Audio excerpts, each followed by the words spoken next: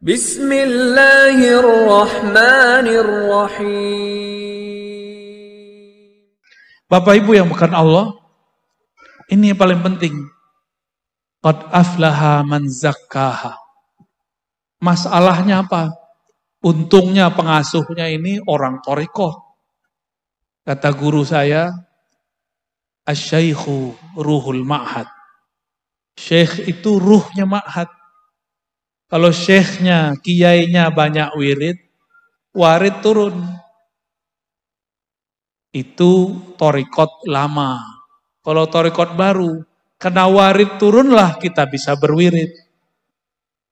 Jadi kita bisa wirid, bisa wiridan, karena ada anugerah dari Allah. Dalilnya apa? Sering doa ini enggak Bapak Ibu? Allahumma a'inni ala zikrika. Coba diterjemahkan. Allahumma. Ya Allah. A'inni. Bantulah aku. Ala zikrika. Untuk berzikir mengingat Engkau. Coba. Lafaz zikir apa?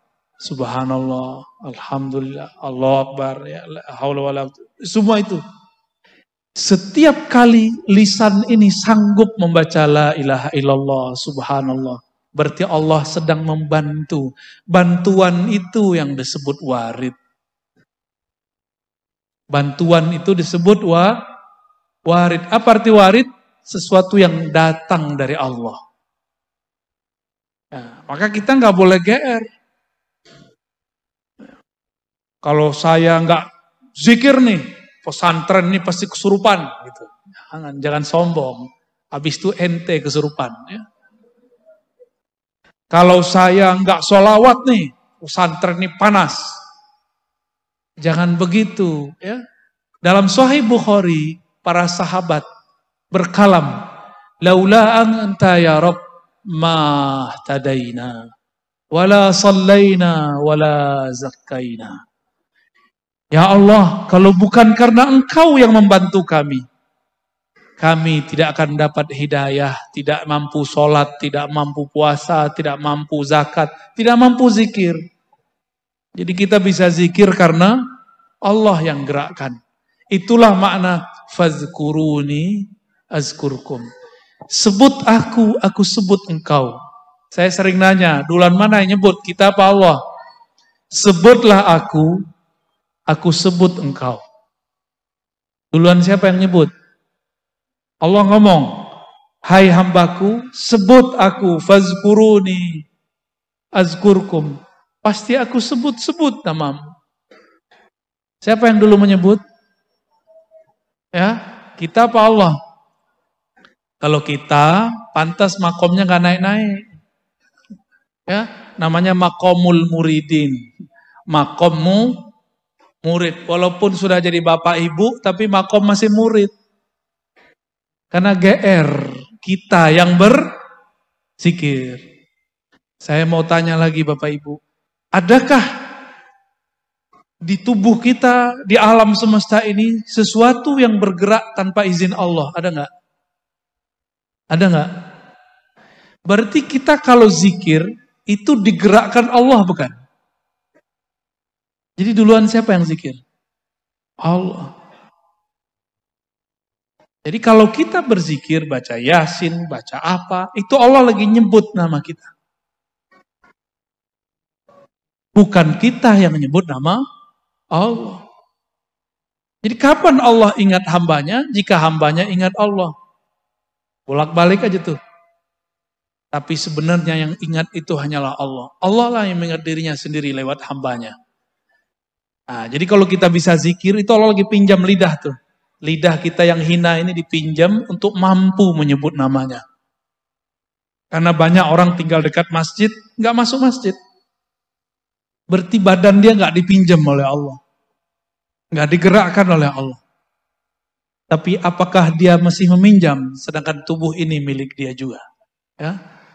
Qad aflaha man zakkaha. Ditumbuhkan, dipupuk. Maka memberi ikop tidak boleh terlalu keras.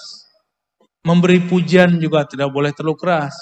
Ngirim santri untuk juara-juara gak mesti terlalu sering. Karena kalau santri sudah sering merasa juara, merasa pinter, ada perasaan jumawa dalam dirinya. Ini pesantren, ini sekolah, ini yang mengharumkan saya. Ya. Jangan terlalu sering memuji. Jangan juga terlalu parah dalam mencaci. Bodoh kalian, jangan terlalu sering begitu. Pinter kalian, jangan terlalu sering. Pupuk begitu, memupuk itu pelan-pelan. Ya. Itu namanya tazkiyah. Kalau sudah dia tumbuh, berakar, berurat, maka dia akan tumbuh sendiri, nggak perlu dikasih apa-apa lagi. Baru namanya insan kamil. Ya, qad aflaha man zakkaha wa qad khaba man dassaha. Rusaklah siapa yang dassa. Dassa bahasa Arab itu merusak, menyusupkan keburukan dalam dirinya. Bapak Ibu yang melekat Allah, terakhir yang mau saya sampaikan. Ada tanya jawab Pak Kiai? Dulu Nabi Shallallahu Alaihi Wasallam pernah berkisah. Apa kata beliau? Nanti di akhirat ada seseorang dihisab oleh Allah Subhanahu Wa Taala. Hadis Imam Al-Baihaqi.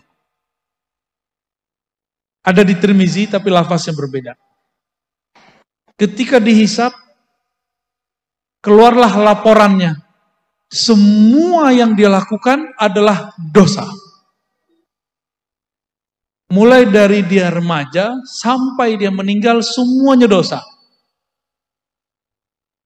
Akhirnya malaikat azab turun.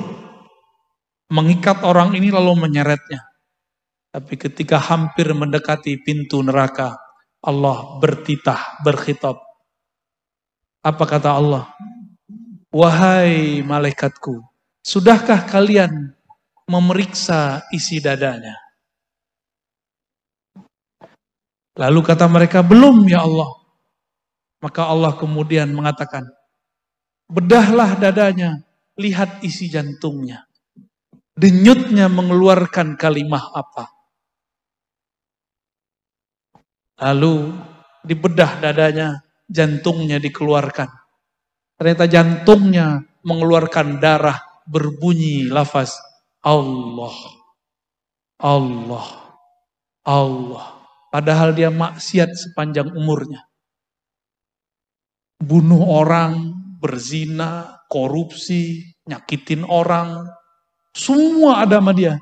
Nggak ada. Cuma dia nggak syirik.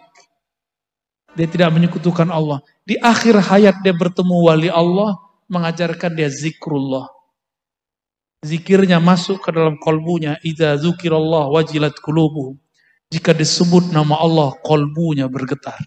Itu kolbunya, sekali kolbu bergetar, dia akan selama-lamanya bergerak. Terus. Walaupun kita sudah nggak sadar pakai ini, tapi kolbu itu terus begini, menyebut nama Allah.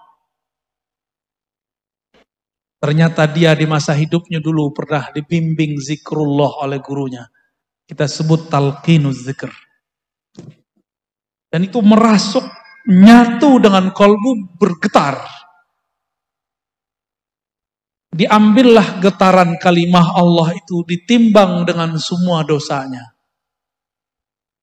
Ketika ditimbang, awalnya masih goyang-goyang. Itu kolbu masih menyebut nama Allah, diambil lagi getarannya, masih belum. Ambillah kolbunya langsung ditaruh. Bukan hanya getarannya yang ditaruh. Kolbunya yang ada nama Allah di situ diletakkan. Langsung timbangan menjadi berat. Apa kata Allah? Wahai hambaku, jika engkau timbang namaku dengan langit dan bumi, masih lebih berat namaku. Waladzikrullahi akbar. Sungguh menyebut-nyebut nama Allah itu lebih besar di sisi Allah Subhanahu wa ta'ala. Kalau sudah begitu, pasti orang nyebut nama Allah kalau sholat pasti khusyuk. Ya, karena Allah yang besar. Walhasil malaikat azab melepaskan rantainya. Lalu diambil alih oleh malaikat rahmat. masuk sorga dia dengan kalimah Allah. Allah ampuni semua maksiatnya. Ada orang begitu nanti. Itu karena si guru mau terima. Seburuk apapun murid dia terima, dia didik. Ini pesan saya kepada sesama guru. Jangan putus asa mendidik murid. Ya. Ketika Azazil itu kan Banul Jan, pangerannya Jan, belum jin, masih Jan. Banul Jan itu disebut jismun nariyah. Jisim yang tercipta dari api. Kalau malaikat, jisim nuriyah. Jisim tubuh tapi tercipta dari nur. Itu malaikat. Kalau Azazil, mbahnya setan-setan itu terciptanya dari api. Ketika terjadi bencana di muka bumi, semua jin-jin pergi dari tanah, mereka pergi pohon-pohon, pergi ke laut, pergi ke gunung-gunung, terbang ke awan. Sisalah ada satu anak kecil, namanya Azazil. Allah berfirman kepada Sayyidina Jibril, "Hei Jibril, ambil itu anak, ajarkan dia." Padahal di takdirnya, ini anak tetap akan jadi musuh Allah. Tapi seorang guru tidak boleh putus asa. Saya sudah banyak ketemu santri-santri Badung waktu sekolah, tapi jadi soleh di luar sekolah. Dan mohon maaf, banyak ketemu santri soleh waktu sekolah, jadi orang stres di luar sekolah. Karena dia merasa pinter dan soleh. Berarti pinternya belum sampai tazkiyah. Ya. Maka Bapak Ibu, terutama para masyaikh, para asatis, para kiai, jangan lakukan kesalahan rahib yang menvonis orang yang membunuh 99 orang. Jadilah seorang wali terpencil yang walaupun sudah bunuh yang ke-100-nya yang dia bunuh si rahib, dia masih terima. Ya. Semoga kita menjadi asbab orang-orang mendapatkan hidayah. Amin ya rabbal alamin. Begitu juga kita semua ya. La 'alaika Allah